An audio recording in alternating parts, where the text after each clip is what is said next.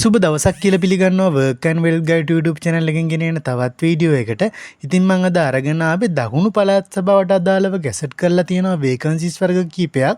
ඉතින් අපි බලමු මොනවද මේ කියන vacancies සහ මොනවද මේවට ඉල්ලන සුදුසුකම් කියලා. ඉතින් අපි paper advertisement එකට ගියොත් මෙහිදී දක්වලා තියෙන්නේ technical officer draftsman, civil, biomedical, electrical, agriculture instructor, colony officer, animal development instructor කියන vacancy ටික තමයි තියෙන්නේ.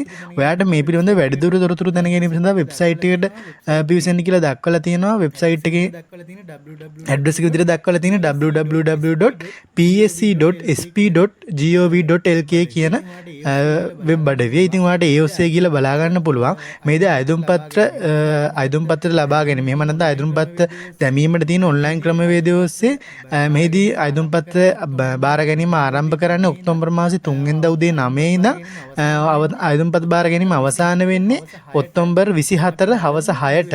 ඉතින් අපි බලමු මේ වෙබ්සයිට් එකට ගිහිල්ලා මොනවද ඒක දක්වලා තියෙන තොරතුරු කියලා. ඉතින් වීඩියෝ යන්න කලින් මතක් කරනවා අපේ YouTube channel එක subscribe කරලා නැත්නම් subscribe කරන්න. ඒ වගේම තමයි යාළුවන්ට දැනගන්න share කරන්න. ඉතින් මම අර කිව්ව psc.sp.gov.lk කියන වෙබ් අඩවියට ගිහිල්ලා තමයි මේක ගත්තේ. ඉතින් මෙහිදී දක්වලා තියෙනවා මේක එක vacancy එකට තමයි දක්වලා තියෙන්නේ. අපි ගිහිල්ලා බලමු මුලින්ම technical officer civil කියන එකට අදාළව මොනවද ඉල්ලලා තියෙන සුදුසුකම් කියලා. මෙහිදී ඔයාලට භාෂා 3ක් තියෙනවා තෝරගන්න exam notice එක. ඊට පස්සේ ඔයාලට මෙතන apply කිරීමේ ක්‍රමවේදය තියෙනවා. මෙතනින් ඔයාලට application එක download කර ගැනීම සිදු කරන්න පුළුවන්. ඉතින් මම මෙතනින් සිංහල කියන එකට යන්නම්. මෙහිදී දක්වලා තියෙනවා දකුණු පළාත් තාක්ෂණික නිලධාරී සිවිල් 3 ශ්‍රේණියේ පුහුණු ශ්‍රේණියේ තනතුර සඳහා බදවා ගැනීමේ වෘත්ත තරඟ විභාගය දකුණු පළාත් රාජ්‍ය සේවා කොමිෂන් සභාව විසින් 2025 නොවැම්බර් දෙසැම්බර් මාස පවත්වනු ලබනවා කියලා දක්වලා තියෙනවා. මෙහිදී මාර්ගගත ක්‍රමයට තමයි අයදුම්පත් බාර ගැනීම සිදු වෙන්නේ. ඒ වගේම තමයි පුරප්පාඩු සංඛ්‍යාව 31ක් තියෙනවා කියලා දක්වලා තියෙනවා. ඉතින් අපි බලමු අදාළ වැටුප් පරිමාණය විදියට රුපියල් 1,40,ක වැටුපක් මේ සදා හිමි වෙනවා. ඊට අමතරව මාස්ක දීමනාවක් මෙහිදී හිමිවීමක් සිදු වෙනවා. ඉතින් බලමු අපි මොනවද ඉල්ලන තියෙන සුදුසුකම් කියලා. මෙහිදී දක්වලා තියෙන සුදුසුකම් විදියට දකුණු පළාත් තාක්ෂණ නිලධාරී 3 ශ්‍රේණියේ පුහුණු ශ්‍රේණියේ තනතුරට බදවා ගැනීම සඳහා පහත සුදුසුකම් අයදුම්පත් කැදවීමේ අවසන් දිනට ඊට පෙර සෑම ආකාරයෙන්ම සම්පූර්ණ විය යුතුයි කියලා දක්වලා තියෙනවා. අධ්‍යාපන සුදුසුකම් වශයෙන් ශාස්ත්‍රයට අදාළ විෂයන් දෙකක් සහිතව විද්‍යා ගණිත තාක්ෂණ වේදේ විෂය ධාරාවට අයත් විෂයන් 3කින් අපසු උසස් පෙළ විභාගයේ කවර සමත් වෙලා තියෙන්න ඕන.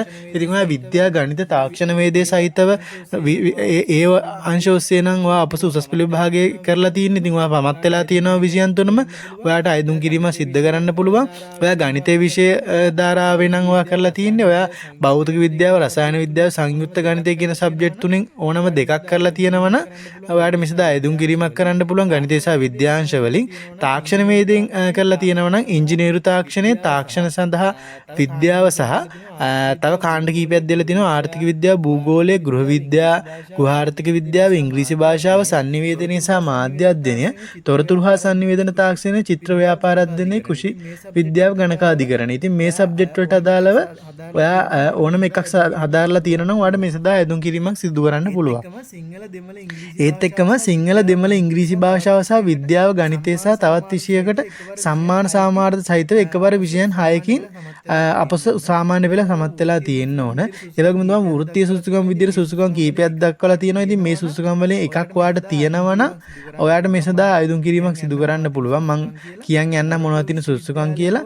මොරටුව විශ්වවිද්‍යාලය හෝ අම්පාර හාඩි ආයතන විසින් පිරිනමනු ලබන ජාතික තාක්ෂණික ඩිප්ලෝමා එකක් හෝ ජාතික ආධුනිකත්ව සහ කාර්මික පුහුණු කිරීමේ අධිකාරිය විසින් පිරිනමනු ලබන ඉංජිනේරු විද්‍යා ජාතික ඩිප්ලෝමාවක් හෝ අධ්‍යාපන හෝ උසස් අධ්‍යාපන අමාත්‍යාංශයේ පිරිනමන ජාතික උසස් ඉංජිනේරු ඩිප්ලෝමා එකක්, ශ්‍රී ලංකා විවෘත විශ්වවිද්‍යාල විසින් පිරිනමන ලැබුණු තාක්ෂණ ඩිප්ලෝමා එකක්, ඒ වගේම තමයි ශ්‍රී ලංකා ඉංජිනේරු ආයතන විසින් පවත්වනු ලබන ඉංජිනේරු විභාගයේ එක කොටස වෙන සඳහා සාර්ථකව සම්පූර්ණ කිරීම, රැකියා ශාස්ත්‍රයට අදාළව ජාතික වෘත්තීය කුසලතා NVQ level 6 6 මට්ටමට සුසුකම් සම්පූර්ණ කර තිබීම, ශ්‍රී ලංකා තාක්ෂණ සේවා මණ්ඩලය හෝ දකුණු පළාත් රාජ්‍ය සේවා කොමිෂන් සභාව විසින් පිළිගනු ලැබිය හැකි ඊට සඳහන් තාක්ෂණ සුසුකම් වලට සමාන හෝ උසස් සුසුකම් ලබා තිබෙනවා. ඉතින් මෙන්න මේ කියන වෘත්ති සුසුකම් වලින් එකක් හෝ තියෙනවා නම් ඔයාලට මේ තනතුර සඳහා ඇදුම් කිරීම සිදු කරන්න පුළුවන්.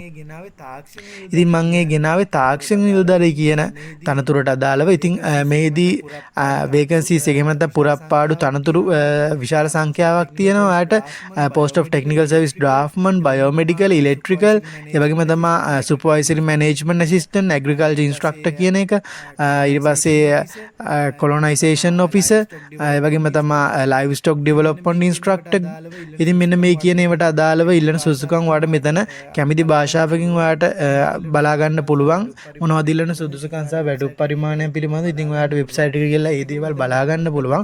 ඒත් එක්කම මෙතන දකුණත පැත්තේ කොළ පාට අයිකන් එකක් විදිහට දක්වලා තියෙනවා apply here කියලා. ඉතින් ඔයාලට මෙතන apply here කියන එක ක්ලික් කිරීමෙන් ඔයාලට අයදුම් පත්‍රයේ දැමීමක් සිදු කරන්න පුළුවන්. ඉතින් මෙහිදී ඔන්ලයින් ක්‍රමවේදයට තමයි තියෙන්නේ. ඔයාලට ඇප්ලිකේෂන් එක ඩවුන්ලෝඩ් කරගන්න පුළුවන්. මෙතනින් ඩවුන්ලෝඩ් ඇප්ලිකේෂන් කියන එක ක්ලික් කිරීමෙන් ඉතින් මම අරගෙන ආවේ දකුණු පළාත් රාජ්‍ය සේවා කොමිෂන් සභාවට අදාළව කැසට් කරලා තිබ්බ වේකන්සිස් වර්ග කීපයක් අරන්. ඉතින් ටෙක්නිකල් ඔෆිසර් ඇතුළු වේකන්සිස් ගණනාවක් තිබ්බා. ඉතින් මේක තනිකරම රාජ්‍ය සේවයට බැඳීම නැති අවස්ථාවක්. ඉතින් විශ්‍රාම වැටුප් සහිත රස්සාවක්. ඉතින් ඒ සඳහා ඕගොල්ලන්ට අයදුම් කරන්න පුළුවන්. මේ සඳහා විශේෂයෙන් දකුණු පළාතේ පදිංචියේ තියෙන කට්ටියට මේ සඳහා අයදුම් කිරීම සිදු කරන්න පුළුවන්. ඉතින් මම හිතනවා මේ වීඩියෝ එක වැදගත් වෙන්න ඇති කියලා. ඉතින් ඕගොල්ලන්ගේ අදහස් සහ යෝජනා මේ සඳහා ඉදිරිපත් කරන්න. ඒ වගේම තමයි ආදරෙන් මතක් කරනවා අපේ YouTube channel එක subscribe කරලා නැත්නම් subscribe කරන්න. ඒ වගේම තමයි යාළුවන්ටත් දැනගන්න share කරන්න. ඉතින් නැවතත් මේ වගේ රාජ්‍යාංශයේ පෞද්ගලික අංශයේ රැකියා බෑරතුවක් රැගෙන යනතුරු ඕගොල්ලන්ට සුබ දවසක්.